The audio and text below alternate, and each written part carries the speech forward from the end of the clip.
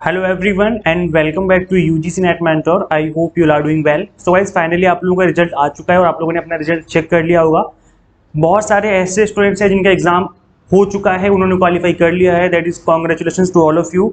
जिनका exam qualified नहीं हुआ है, ऐसे लिख के आगे that is not qualified for NET and JRF, अच्छे मार्क्स स्कोर नहीं कर पाए, तो आपको होपलेस होने की जरूरत नहीं है, आपको परेशान होने की जरूरत नहीं है। बिकॉज जो फेलियर है ना, फेलियर सभी के साथ आता है। आप अकेले ऐसे इंसान नहीं हो जिसके साथ फेलियर आया है। तो गाइस चलिए स्टार्ट करते हैं, इस वीडियो को डिस्कस करते हैं कि आप क्या करना चाहिए, किस तरीके से आपको इन चीज़ों से ओवरकम करना है। आपके लिए वीडियो बहुत इंपॉर्टेंट रहने वाली है। सो मेक श्योर आप इस वीडियो को आराम से पूरा देख लें ताकि आपको हर चीज़ अच्छे से समझ में आ जाए और आपका जो मन भारी सा हो गया वो काफ़ी हल्का हो जाए। तो चलिए स्टार्ट करते हैं। दिस इज अबाउट मी, जैसे कि आप सभी को पता होगा, एंड यूजीसी नेट मेंटर के नाम से आप हमें टेलीग्राम और इंस्टाग्राम पे फॉलो कर सकते हो, वहाँ पे भी मैं आपको मिल जाऊंगा।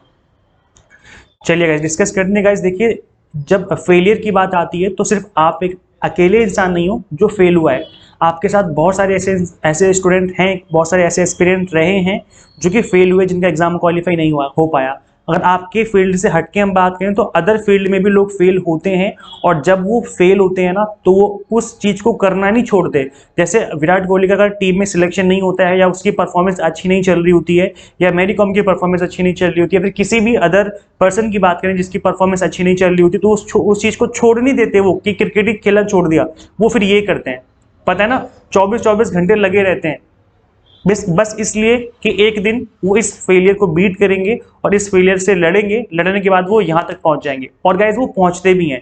ये मैं आपको लाइव एग्जांपल दे रहा हूँ। अभी रिसेंटली आपको पता था कि विराट कोहली की जो परफॉर्मेंस है बिल्कुल भी अच्छी नहीं चल रही थी। इनफैक्ट उनका टीम में सिलेक्शन नहीं हो पाया था। वो बंदा जो कि टीम का कैप्टन है, उसका सिलेक्शन नहीं हो पाया टीम में। सोचो कितनी बड़ी बात है, कितना बड़ा फेलियर ऐसे इंसान के लिए। और फिर उसने क्या किया, दिन रात मेहनत करी, प्रैक्टिस किया, दबा करके प्रैक्टिस किया, इतनी मेहनत की दिन को दिन नहीं समझा, रात को रात नहीं समझा, और फिर देखो आज आपके आपके सामने रिजल्ट है। तो आपको इन चीजों से होकर गुजरना पड़ेगा। अगर आप इन चीजों से होकर गुजरोगे, अपना पसीना बहाओगे, खून पसीने की मेहनत आपको पता नहीं कि रंग लाती है, तो बस वही करना है, खून पसीना बहाना है।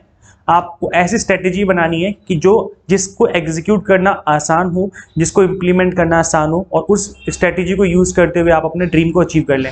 गाइस देखिए, जब भी हम बात करते हैं किसी गोल को अचीव करने की, तो उसके बहुत छोटे छोटे स्टेप होते हैं, है ना। एक एक स्टेप होता है, तब जाके आप अपना गोल अचीव कर पाते हो। ऐसा तो होता नहीं है कि अगर आपको इस माउंटेन को चढ़ना है तो आप 2 दिन पहले उठोगे या कुछ दिन पहले उठोगे, सोचोगे मैं इस माउंटेन पे चढ़ जाऊंगा, तो नहीं चढ़ सकते भाई। माउंटेन बहुत बड़ा है, इस पे चढ़ने के लिए एक प्रॉपर स्ट्रेटेजी चाहिए, प्रॉपर टाइम चाहिए, तभी आप चढ़ पाओगे। अदरवाइज आप यहाँ पर नहीं चढ़ सकते, आप गिर जाओगे, रास्ते में आओगे यहाँ तक, वहीं से गिर जाओगे और सोचोगे मैं तो फेल हो गया। तो फेल क्यों हुए, इसी चीज को तो एनालाइज करना है कि आप फेल क्यों हो रहे हो, आप यहाँ पर क्यों नहीं पहुंच पा रहे। तो क्या करना है गाइस, इस चीज को एनालाइज करो, आपके अंदर वो चीजें देखो कि आप कहाँ पे क्या कर रहे हो, कहाँ पे गलती कर रहे हो। ये आपसे बेहतर कोई नहीं जानता। जब मैं एक स्टूडेंट था, मैं समझता था कि मेरी कमियां क्या है, मैं उन चीजों से ओवरकम कर पाया, और देखिए आज मैं आपके सामने आप लोगों को पढ़ा रहा हूं। मैंने खुद ने यूजीसी नेट का एग्जाम क्वालिफाई किया, तो डेफिनेटली आप भी कर सकते हो। तो ये चीज आपको एनालाइज करनी है कि आपके अंदर वो क्या कमियां है, या ऐसी कौन सी कमी रहेगी जिसकी वजह से आपका एग्जाम क्वालिफाई नहीं हो पाया।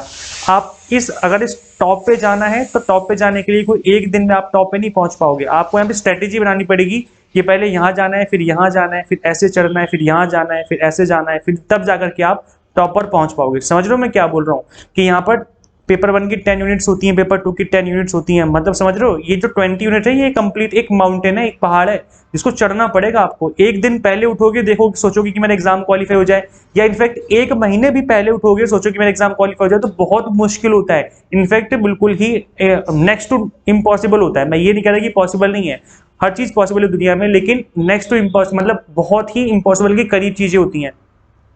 तो आपको प्रॉपर स्ट्रेटेजी बनाने की जरूरत है। अगर आप प्रॉपर तरीके से स्टार्टिंग से स्ट्रेटेजी बनाओगे, आप स्टार्टिंग जैसे आप यहाँ पे खड़े हो, अभी आप यहाँ पे खड़े हो, आपको यहाँ पे जाना है, तो आपको स्टार्टिंग से ही स्ट्रेटेजी बनानी पड़ेगी कि मुझे किस रास्ते जाना है, कैसे कैसे जाना है। मतलब कहने का ये हो गया कि जो 20 यूनिट्स है, आपको उनको सोचना है कि कैसे करना है, मुझे कैसे कवर करना है, कहाँ से कवर करना है, किस तरीके से मुझे अपना टाइम देना है ताकि मैं इन चीजों को अचीव कर सकूं। So guys, if you work hard and enjoy what you are doing and go after your dreams, anything is possible. क्या बोला जा रहा है कि एनीथिंग इज पॉसिबल। ये नहीं बोला जा रहा है कि नेट का एग्जाम हो जाएगा, ये बोला जा रहा है कि एनीथिंग इज पॉसिबल। दुनिया में कुछ भी नामुमकिन नहीं है, बस आपको हार्डवर्क करने की जरूरत है, और जो आप कर रहे हो उसको आपको इंजॉय करने की जरूरत है।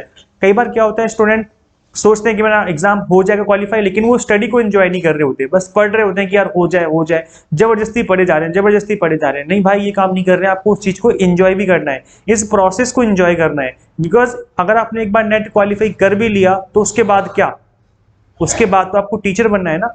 आप टीचर बन के जाओगे कॉलेज में, फिर आपको पढ़ाना पड़ेगा वहां पर, समझ रहे हो। तो एक बार आपने नेट क्वालिफाई कर लिया तो लाइफ खत्म नहीं हो जाएगी, उसके बाद आपको आगे भी चैलेंजेस मिलेंगे देखने को। जब टीचर बन जाओगे, तब जब कॉलेज में पढ़ाने जाओगे, स्टूडेंट आपसे क्वेश्चन पूछेंगे, स्टूडेंट को आपको एक्सप्लेन करना पड़ेगा, तो चैलेंजेस तो वहां भी होंगे, समझ रहे हो। तो गाइज, अगर आप अभी मेहनत करते हो तो ना सिर्फ आपका नेट क्वालिफाई होगा, बल्कि फ्यूचर में जब आप कॉलेज में पढ़ाने जाओगे वहां पर भी ये चीजें काफी आपके लिए ईजी हो जाएंगी।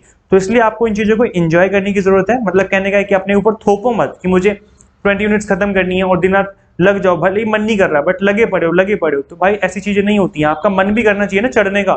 माउंटेन पे चढ़ना है लेकिन चढ़ने का मन नहीं कर रहा तो कैसे चढ़ोगे, समझ रहे हो मैं क्या बोलने की कोशिश कर रहा हूँ, कि आपका अंदर से मन भी होना चाहिए करने का, तभी आप कर पाओगे।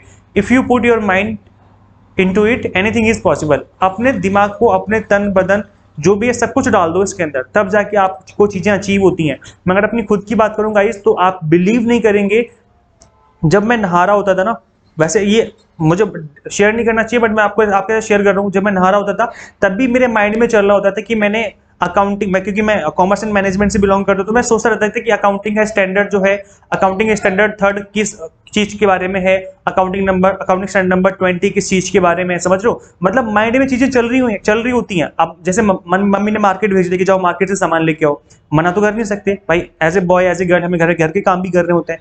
तो अगर मैं मार्केट के रास्ते में जा रहा होता तो ये नहीं कि देखूं आसपास की क्या चल रहा है, नहीं भाई ये चीजें नहीं करनी, तभी तो आपका एग्जाम नहीं हो पाता। अपने माइंड को कंप्लीट झुका दो, मतलब अपने माइंड को कंप्लीट अपने एग्जाम में डाल दो, उस प्रिपरेशन में डाल दो। मैं उस रास्ते में अपनी चीजें रिवीजन कर रहा होता था कि मैंने सुबह क्या पढ़ा था।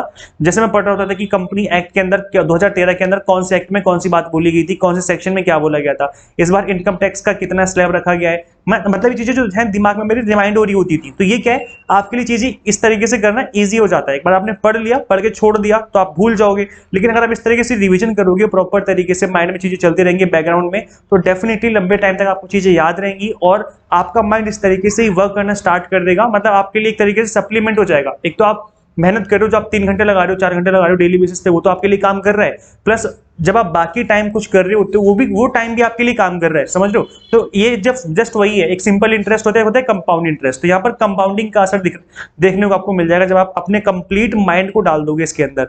तो एग्जाम देखते हैं फिर क्रैक कैसे नहीं होता, डेफिनेटली हो जाएगा। Make a strategy and make it happen. Guys, आपको स्ट्रेटजी बनाने की जरूरत है। स्टार्टिंग से स्ट्रेटजी बनाओ कि आपको किस तरीके से पढ़ना है, कितना टाइम देना है, और उसको उस तरीके से फॉलो करो, डेफिनेटली आपका एग्जाम क्रैक हो जाएगा। गाइस देखिए, कई बार क्या होता है कि लोगों का एक ही बार में एग्जाम क्वालिफाई हो जाता है, कई बार लोगों को टाइम लगता है एग्जाम को क्वालिफाई करने में। तो ऐसे में अगर आपका एक बार में एग्जाम क्वालिफाई हो गया तो अच्छी बात है, बट अगर एक बार में एग्जाम क्वालिफाई नहीं हुआ, फर्स्ट अटेम्प्ट में नहीं हुआ, सेकंड अटेम्प्ट में नहीं हुआ, तो इसका मतलब है कि आप चीजें सीख रहे हो, आप लर्न कर रहे हो। और गाइस, ये फेलियर भी आपके काम आएगा। अब मैं मजाक नहीं कर रहा या मैं बिल्कुल झूठ नहीं बोल रहा, ये फेलियर भी आपके लाइफ में, आपकी करियर में काम आएगा। ये जो भी आपके लाइफ में होता है ना, वो आपके फ्यूचर में आपके काम आता है। एक बहुत ही फेमस इंटरव्यू है स्टीव जॉब्स का, जिसमें वो बताते हैं कनेक्टिंग डॉट्स के बारे में, कि भाई जो भी मेरे साथ पास्ट में हुआ वो क्यों हुआ था, उनको तब पता चला जब वो लाइफ में काफी आगे आ गए। तो अगर आप फेल हो रहे होते हो ना, तो ये भी आपके लाइफ में कहीं ना कहीं फ्यूचर में काम आने वाला है। तो आपको इस तरीके से सोचना है, इस तरीके से चीजों को देखना है कि अगर आप फेल भी हो रहे हो तो भी आपकी लाइफ में कुछ ना कुछ अच्छा हो रहा है। आई मीन वहां से चीजें आप सीख रहे हो ना, और वो चीजें डेफिनेटली आपके लाइफ में फ्यूचर में काम आएंगे। आज हो सकता है आपको बुरा लगे कि सर ऐसा बोल रहे हैं कि फेल हो रहे तो अच्छा हो रहा है, लेकिन आपको फ्यूचर में बुरा नहीं लगेगा जब आपको लगेगा, जब एक्चुअल में आपको फील होगा कि हाँ, अगर मैं फेल हुआ तो वो चीजें मेरे काम आ रही हैं, और वो काम क्यों आएंगी वो आपको फ्यूचर में पता चलेगा। अभी पता नहीं चल रहा, बिकॉज जस्ट अभी आप फेल हुए हो, इस वजह से आपको अच्छा फील नहीं हो रहा होगा, है ना। सो गाइस, यहाँ पर जो सक्सेसफुल पीपल होते हैं वो कैन डू वाला एटीट्यूड रखते हैं। आपको यही एटीट्यूड रखना है कि आप कर सकते हो। अगर आप सोचते हो कि आप कर सकते हो तो डेफिनेटली आप एक दिन कर जाओगे। इस वजह से आपका अपना जो एटीट्यूड है वो हमेशा विनर वाला रखो। आपका जो माइंड है ना, वही आपको विनर और लूजर बनाता है। अगर आप सोचते हो अपने माइंड में कि आप विनर हो, तो डेफिनेटली आप आज विनर नहीं हो लेकिन कल विनर बन जाओगे। लेकिन अगर आपने माइंड में ये सोच लिया कि मैं तो लूजर हूं, मैं तो कर ही नहीं सकता, तो अगर आप फ्यूचर में करने वाले भी थी ना, मतलब अगर आप एग्जाम क्वालिफाई करने वाले भी थे तो भी आप नहीं कर पाओगे, क्योंकि आपने माइंड से सोच लिया कि आप लूजर हो और आपका माइंड आपका साथ ही नहीं देगा प्रिपरेशन करने में, समझ रहे हो। तो आप सब कंप्लीट गेम माइंड का है, साइकोलॉजी कंप्लीटली है। तो अपने आप को विनर बनाना है, ना कि लूजर। अपने आप को सोचो कि मैं कर सकता हूं, और अगर मैं कर सकता हूं तो मैं डेफिनेटली एक दिन कर जाऊंगा। इसकी स्ट्रेटेजी बनाओ, स्टार्ट करो, बिगिनिंग से स्टार्ट करो, स्टार्टिंग से स्टार्ट करो। मैं ये नहीं कह रहा कि आज से पढ़ना स्टार्ट कर दूं, रेस्ट ले लो 1-2 दिन का। उसके बाद एक प्रॉपर स्ट्रेटेजी बना करके स्टार्टिंग से 20 यूनिट्स को फिनिश करके कम से कम 2 बार रिवीजन करना है। ये कसम खा लो कि मुझे 2 बार मिनिमम रिवीजन करना है तो करना है। कई बार क्या होता है, बच्चे एग्जाम आ जाता है, सिलेबस ही खत्म नहीं कर पाते, भाई तभी तो एग्जाम क्रैक नहीं होता। आप ये कसम खा लो कि मुझे एग्जाम से पहले एटलीस्ट 2 बार रिवीजन करना है, और प्रैक्टिस करनी है प्रीवियस ईयर के पेपर की, और मॉक टेस्ट के थ्रू प्रैक्टिस करनी है। फिर देखते हैं कैसा नहीं होता एग्जाम आपका। भाई हर चीज पॉसिबल है, बट तरीके से करो तो सही। तो गाइज अपकमिंग सेशन की हम लोग, मैं खुद पर्सनली यूजीसी नेट मेंटर हमारी एंड्रॉइड ऐप पे आपको प्रिपरेशन करवा रहा हूँ। यहाँ पर कंप्लीटली एग्जाम टारगेटेड प्रिपरेशन आपकी करवाई जाएगी। एक टॉपिक को हमने बहुत इजी वे में कवर किया हुआ है, specially mathematical reasoning, logical reasoning, research aptitude, इस तरह के जो टॉपिक हैं इनको बहुत बेसिक वे में मैंने एक्सप्लेन किया हुआ है। एक 7th-8th क्लास का स्टूडेंट भी इन चीजों को पढ़ेगा तो डेफिनेटली वो भी समझ जाएगा, इतने ईजी वे में चीजों को एक्सप्लेन किया। आप देखेंगे मॉक टेस्ट है ताकि आप अच्छे से प्रैक्टिस कर सकें। कंप्लीट चीजें जो है वो बायलिंगुअल है, और यहाँ पर पीडीएफ फॉर्मेट में नोट्स हैं। इसके कोई अलग से आपको चार्जेस नहीं लिए जाते, आपको कोर्स के अंदर फ्री में अवेलेबल करवा दिए जाते हैं। तो नोट्स भी आप डाउनलोड करके प्रॉपर तरीके से रिवीजन कर सकते हो। पेपर 1 आपके लिए अवेलेबल करवा दिया गया है। पेपर 1 के 3 कोर्स हैं, 3 मंथ का है, एक 6 मंथ का है, एक 12 मंथ का है। 3 मंथ की फीस है 2,999, 6 मंथ की फीस है 3,999, और 12 मंथ की फीस है 5,999। It's like 500 rupees per month, है ना। तो बहुत नॉमिनल सी फीस है। इतना 500 रुपीज मंथ पर मंथ तो भाई 11th-12th की फीस भी नहीं होती, उनकी फीस भी इनसे ज्यादा होती है ना। तो एक नॉमिनल सी फीस पे आपको पढ़ाया जा रहा है, वो भी कंप्लीटली एग्जाम टारगेटेड। अब ये मत सोचना कि फीस काफी कम रखी है हमने तो इसका मतलब है कि क्वालिटी नहीं होगी। आप क्वालिटी खुद जज कर सकते हो। इस ऐप को इंस्टॉल कीजिए, यूजीसी नेट मेंटर। यहाँ पर कुछ डेमो लेक्चर्स भी अवेलेबल है, और अगर आप मुझे फॉलो कर रहे हो काफी टाइम से तो डेफिनेटली आपको पता होगा कि मैं बहुत ईजी वे में क्वालिटी कंटेंट डिलीवर करता हूँ, मिनिमम टाइम में मैक्सिमम चीजें डिलीवर करता हूँ।